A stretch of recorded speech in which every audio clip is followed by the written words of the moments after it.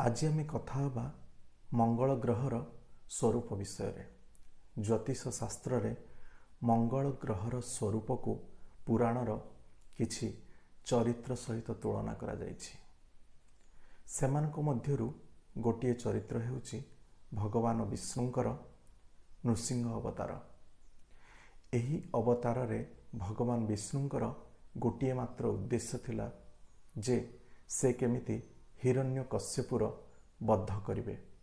आउ एई काम को पूरा करिवा पई तांकु जेते भी समस्या किंबा असुविधार सम्मुखीन होबाकु पड़िछि से सबुर समाधानर बाट से बाहर करिसंती। जेमिति दिन रे मारी परिबे नाही कि राति रे मारी परिबे नाही, तेणु से ताकु संध्या समय रे बद्ध कले।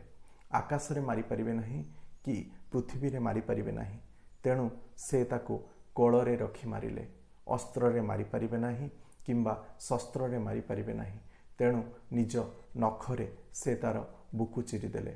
मनीष मारी परिबे नाही किंबा पशु मारी परिबे नाही, तेणु से नरसिंहर रूप नेले।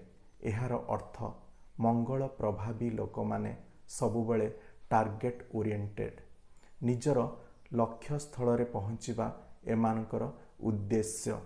तेबे एही काम को करिबा पई तांको जेते भी समस्या किंबा असुविधा आसु से एहार समाधानर बाट बाहर करि नियंती।